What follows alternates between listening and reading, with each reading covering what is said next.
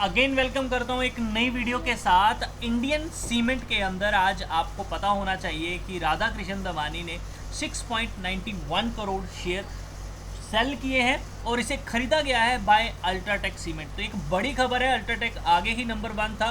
क्या India cement को भी आगे ये नंबर 1 ले सकता है या नहीं ले सकता है, आइए इसे समझते हैं ध्यान से। और क्या हमें इस डील की बदौलत अपनी इन्वेस्टमेंट इसके अंदर करनी चाहिए या नहीं करनी चाहिए। सबसे पहले हम लोग समझ लेते हैं कि आखिर प्राइसिंग क्या रही है।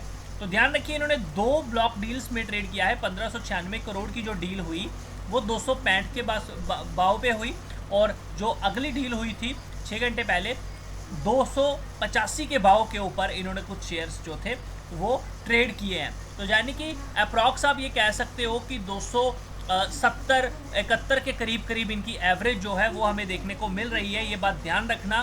तो ये लेवल जो है बहुत मार्क करके आप लोगों को रखना है, यही एक इम्पॉर्टेंट लेवल रहेगा अच्छा ट्रेड करने के लिए।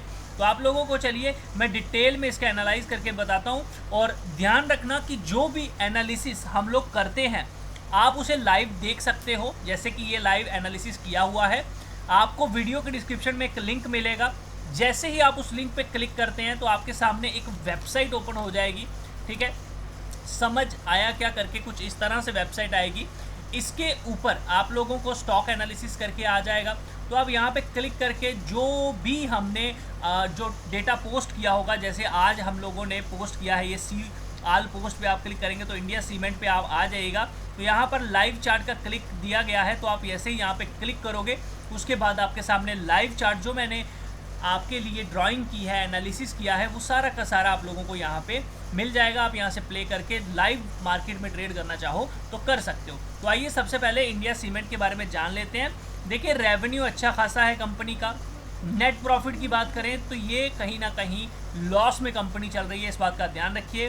कर्जे की बात करें तो कंपनी डेप्ट टू इक्विटी रेशो 0.47 की है। कंपनी अपना कर्जा जो है वो ख़त्म कर रही है, तो इसी वजह से शायद आपको लॉसेस भी देखने को मिल रहे हैं। कैश फ्लो की बात करें तो वो पॉजिटिव है। बहुत अच्छी बात है कि कंपनी को ऑपरेटिंग एक्टिविटी में कोई दिक्कत नहीं आ रही है। तो अभी तक हमें क्या पता चला, काम कर रही है बट प्रॉफिट में नहीं है, बट कंपनी को कैश की दिक्कत नहीं है, अच्छा खासा पैसा इनके पास है, ये बात ध्यान रखिएगा। इसके अलावा जो प्रमोटर की हिस्सेदारी है इसके अंदर वो 28 के करीब है, और उसमें से 46% हिस्सा इन्होंने प्लेज किया हुआ है। तो ये थोड़ी अच्छी बात नहीं है, प्लेजिंग वाले स्टॉक से थोड़ा दूर रहना चाहिए। लेकिन हो सकता है जैसे कि अब स्टेक जो है वो बनाया गया है अल्ट्राटेक के थ्रू, तो हो सकता है वो आहिस्ता आहिस्ता अपनी होल्डिंग को इंक्रीज़ करें और प्रमोटर के लेवल पे लेकर जाएं। तो उस केस में प्लेज को वो छुड़वा भी सकते हैं। एफआईज़ की बात करें तो वो भी इंटरेस्ट रखते हैं, बट थोड़ा थोड़ा माल उन्होंने भी बेचा हुआ है। डीआईज़ की बात करें तो इन्होंने भी माल बेचा है, तो ये एक नेगेटिव इम्पैक्ट ज़रूर डालेगा स्टॉक के ऊपर। पब्लिक यहाँ पर माल खरीद रही है, तो वह 49% के करीब है। तो हाँ, अगर आपने इसमें पैसा लगाया हुआ है तो आपको एक बात ज़रूर ध्यान में रखनी चाहिए कि आपका पैसा बड़े पैसे के साथ ही जुड़ा हुआ है, क्योंकि कहीं ना कहीं एफआईज़ डीआईज़ इंटरेस्ट रखते हैं इसमें। इसके अलावा म्यूचुअल फंड्स भी इंटरेस्ट रखते हैं, बट ये सारे बेच रहे हैं, ये बात ज़रूर ध्यान रखिएगा। थोड़ा सा हो सकता है आपको डाउन साइड इसमें देखने को मिल सकता है आने वाले समय में। इसके अलावा थोड़ा सा बैलेंस शीट के ऊपर अगर हम नज़र डालते हैं तो कंपनी के पास अच्छा खासा रिजर्व है, और ये रिजर्व इंक्रीज़ हो रहा है। लॉन्ग टर्म जो कर्जा लिया था 1801 करोड़ का, वो अब 1420 करोड़ का हो गया। शॉर्ट टर्म 1138 का था, 1197 ये बड़ा है।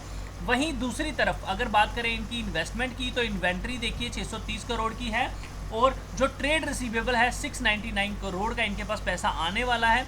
कैश एट इक्वलेट अच्छा है, short term loan and advances अच्छे खासे दिए हुए हैं। तो बैलेंस शीट से तो ये पता चलता है कहीं ना कहीं कैश रिच कंपनी ज़रूर है, बट लॉस में है। तो आने वाले टाइम में अगर प्रॉफिट्स आना शुरू होते हैं तो एक अच्छा मूव आपको देखने को मिलेगा। अल्ट्राटेक ने अपनी अगर इन्वेस्टमेंट दिखाई है तो कुछ अच्छा लेके ज़रूर आएगा, तो हो सकता है फ्यूचर आपको अच्छा देखने को मिल जाए।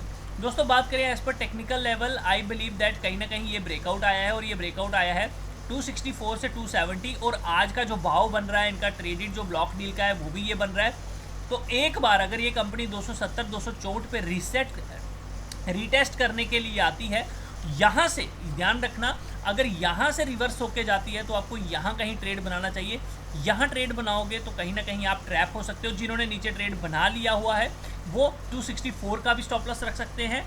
अदरवाइज अगर बड़ा स्टॉप लॉस रखना है 219 210 का भी रख सकते हैं। जो लोग एवरेज करना चाहते हैं उनके लिए ये लेवल्स हैं 187, 154, 115 के, ये बात ध्यान रखना।